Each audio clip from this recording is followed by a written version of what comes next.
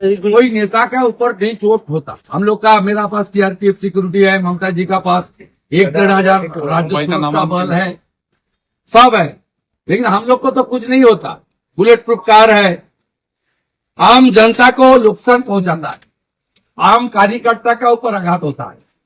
कृपा करके बंगाल में शांति बनाए रखे। जनता जनादेश दे दिया है, उसको अच्छा तरीके से करने दीजिए। और इलेक्शन कमीशन और केंद्रीय सुरक्षा बल, राज्य पुलिस, कलकत्ता पुलिस, सबका साथ कोऑपरेशन करना हर कैंडिडेट इलेक्शन एजेंट का काम है। বিশ্বনাথ চক্রবর্তী বলছেন? হ্যাঁ বলছি। স্যার, মুখ্যমন্ত্রীর মতো দায়িত্বসুলভ মন্তব্য শুভেন্দু অধিকারী, তিনি রাজ্যের যে হিংসা হয়, ভোট পরবর্তী হিংসা, সেই কথা নিয়ে কার্যত তিনি মানুষকে আশ্বস্ত করছেন গরিব মানুষদের কি হবে, নিজের সেন্ট্রাল সিকিউরিটি আছে, মুখ্যমন্ত্রী সেন্ট্রাল সিকিউরিটি আছে, সেটা নিয়ে তিনি এই প্রসঙ্গ তুলে স্ট্রং রুম থেকে বেরিয়ে এই ধরনের কথা বললেন। কেন বললেন স্যার, একটু যদি আমাদেরকে বলেন। না দেখো, মানে সত্যি বলতে কি, বহুদিন পরে একটা দায়িত্বশীল বক্তব্য কোনো রাজনৈতিক নেতার থেকে আমি শুনলাম। যে বিশ্লেষণটা বছরকে বছর আমি করি, সেই বিশ্লেষণের একটা ভাষা অন্তত শুভেন্দু অধিকারীর মুখ থেকে বেরোলো। সেটা হলো যে, দেখুন, রাজনৈতিক হিংসা হলে তার কোনো প্রভাব কিন্তু নেতাদের পড়ে না। কলকাতায় যারা নেতা আছেন বা জেলার যারা বড় নেতা আছেন তাদের কারো পড়ে না, কারণ সকলেরই সিকিউরিটি আছে, নিরাপত্তা বাহিনী আছে। শুভেন্দু অধিকারী নিজেকে উদাহরণ দিয়ে বলছেন যে আমার তো কেন্দ্রীয় বাহিনী আছে, বুলেট প্রুফ গাড়ি আছে, ফলে আমার তো কিচ্ছু হবে না। ঠিক একইভাবে মুখ্যমন্ত্রীর সিকিউরিটি আছে, তোমরা জানো মুখ্যমন্ত্রীর সিকিউরিটি আছে, রাজ্য সরকারের ত্রিস্তরীয় সিকিউরিটি তিনি পান, বা অভিষেক বন্দ্যোপাধ্যায়ের বিপুল সিকিউরিটি আছে, সমস্ত এমএলএদের সিকিউরিটি আছে, এমপিদের সিকিউরিটি আছে। ফলে হিংসার শিকার কিন্তু কোনো রাজনৈতিক নেতা হন না। হিংসার প্রশ্রয়, আশ্রয় এবং উত্তেজনা তৈরি করেন রাজনীতিবিদরা, বড় বড় রাজনীতিবিদরা। তাদের হিংসার বক্তব্য, হিংসাত্মক বক্তব্য, সেটা কিন্তু সাধারণ কর্মীদের উপর পড়ে। সাধারণ কর্মীরা কিন্তু ঘর ছাড়া হন, বাড়ি ছাড়া হন, তাদের মাথা ফাটে, কারো মৃত্যু পর্যন্ত ঘটে, তা মানে বহু মার কোল খালি হয়। ফলে সেই জায়গা থেকে আজকে স্ট্রং রুমে শুভেন্দু অধিকারী গিয়েছিলেন। স্ট্রং রুম থেকে উনি যখন ফিরে আসেন তখন সাংবাদিকরা ওনাকে ধরেছিলেন। তাতে উনি এত দায়িত্বশীল কথা বলেছেন যে যেটা সত্যি প্রশংসা করার যোগ্য। আমি একেবারে দুহাত তুলে প্রশংসা করছি। দেখুন, মুখ্যমন্ত্রী আগামী দিনে উনি হবেন কি হবেন না সেটা তো নিশ্চয়ই আরেকটা বিষয়, তার দল জিতবে কিনা তার উপর নির্ভর করবে।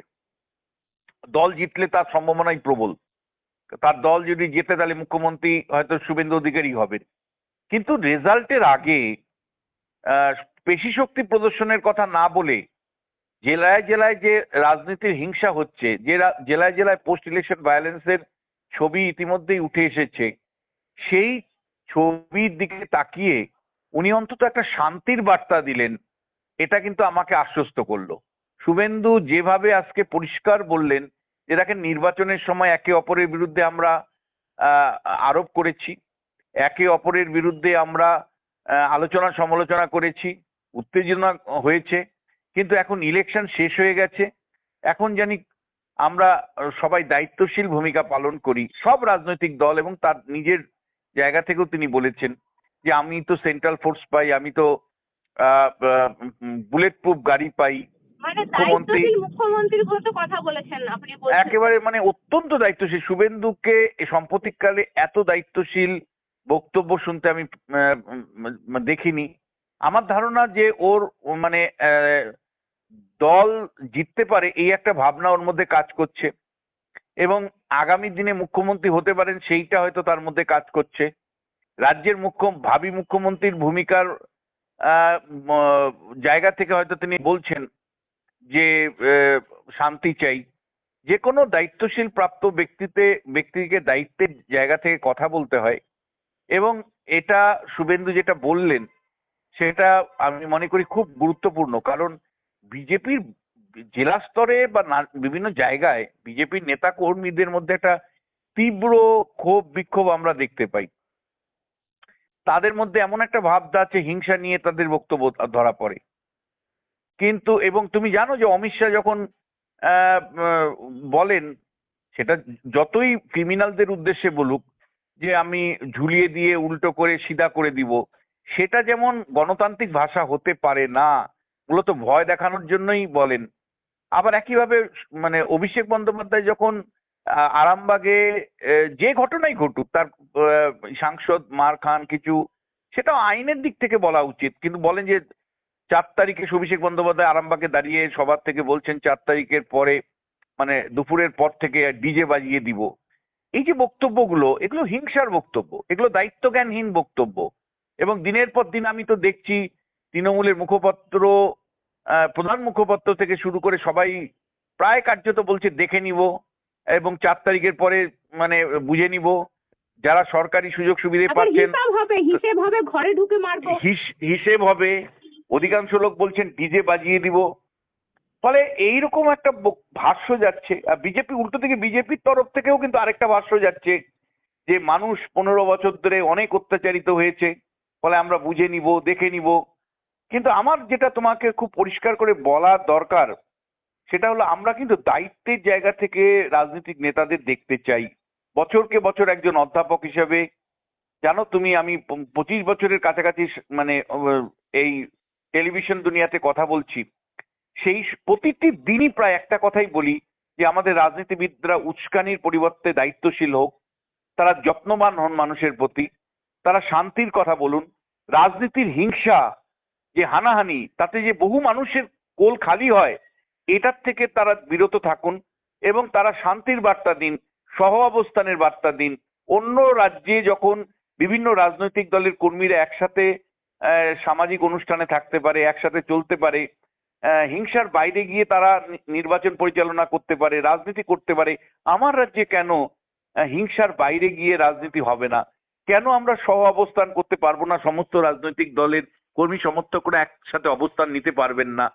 ফলে সেই জায়গা থেকে শুভেন্দু অধিকারী আজকে যখন স্ট্রং রুম থেকে বেরিয়ে আসেন, তখন তিনি যেভাবে আশ্বস্ত করলেন যে দেখুন, শেখাওয়াত মেমোরিয়াল স্কুলে ওনার স্ট্রং রুম ছিল, সেই স্ট্রং রুমে গতকাল মমতা বন্দ্যোপাধ্যায় গিয়েছিলেন, 4 ঘন্টা বসেছিলেন এবং সেই 4 ঘন্টা একজন প্রার্থী বসতে পারেন না, প্রার্থী যেতে পারেন কিন্তু কিছুক্ষণ থাকতে পারেন, কিন্তু তাই বলে 4 ঘন্টা তাকে বসতে দেওয়া বা আরো যেটা বসতে দিয়েছেন সেটা বেআইনি ভাবে বসতে দিয়েছেন। শুভেন্দু অধিকারী আজকে গেছেন 5 মিনিট থেকে সেটা দেখে চলে এসছেন। কিন্তু দেখো, এই এন্টার এপিসোডের মধ্যে আমার কাছে ভীষণ গুরুত্বপূর্ণ মেসেজ মনে হয়েছে। চারিদিকে আজকে রাজ্যের হিংসা, মানে আজকে ফলতাতে বিজেপি কে যারা ভোট দিয়েছেন তাদের মারধর করা হয়েছে, তারাও আবার ক্ষোভ দেখিয়েছেন, রাস্তা অবরোধ করেছেন। তুমি জানো যে ইয়েতে ইসলামপুরে, অর্থাৎ রানীনগরের ইসলামপুর মুর্শিদাবাদ জেলায়, সেখানে এক সিপিএম এর বুথ এজেন্ট ছিলেন। তিনি সিপিএম এর বুথ এজেন্ট কেন ছিলেন তার জন্য তাকে মারধর করা হয়েছে। বিভিন্ন জায়গাতে দিকে দিকে কিন্তু বিরোধী দলের কর্মী সমর্থক বা এজেন্টদেরকে মারধর করা হচ্ছে এবং শাসক দলের বিরুদ্ধে অভিযোগ। 1-2 জায়গায় আবার বিজেপির বিরুদ্ধে অভিযোগ, শাসক দলের বিরুদ্ধে মানে ইয়ে করা হিংসার জন্য। ফলে এইরকম একটা পরিস্থিতিতে যখন ভোট পোস্ট ইলেকশন মানে ভোট পরবর্তী যে ভায়োলেন্স, সেটা আমরা 2021 সালে দেখেছি। মাত্র 5 দিনের মধ্যে 54 জনের মানুষের মৃত্যু ঘটেছিল। কলকাতা হাইকোর্ট তখন ব্যবস্থা নিয়েছিল, কলকাতা সিবিআই তদন্ত দিয়েছিল এবং সেই সময়ই সেই বিখ্যাত উক্তিটা হয়েছিল যে এ রাজ্যের শাসকের আইনে চলে, মানে আইনের শাসন নেই। ফলে ভোট পরবর্তী হিংসাতে হাজার হাজার মানুষ বাড়িছাড়া হয়েছিল। আসামে কেউ আশ্রয় নিয়েছিল, ঝাড়খণ্ডে আশ্রয় নিয়েছিল, বিহারে আশ্রয় নিয়েছিল, বহু মানুষ মহিলা ধর্ষিত হয়েছিল। তখন রাজ্যপাল ধনকর নিজে গিয়ে সেগুলোকে সেই সব অত্যাচারিত জায়গায় গিয়েছিলেন এবং মানে এমনকি কান্নায় ভেঙে পড়েছিলেন। তোমার মনে থাকতে পারে নন্দীগ্রামে এক ধর্ষিত মহিলার কে জড়িয়ে তিনি কেড়ে দিয়েছিলেন। ফলে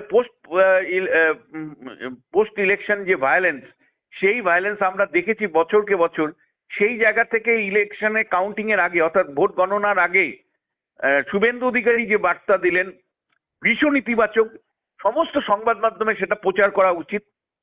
একজন বিরোধী দলের নেতা, যিনি যার দল যদি জয়ী হয়, তাহলে যিনি মুখ্যমন্ত্রী হবেন তিনি যদি এই বক্তব্য রাখতে পারেন, তাই সেইটা কিন্তু ভীষণ ইতিবাচক জায়গা।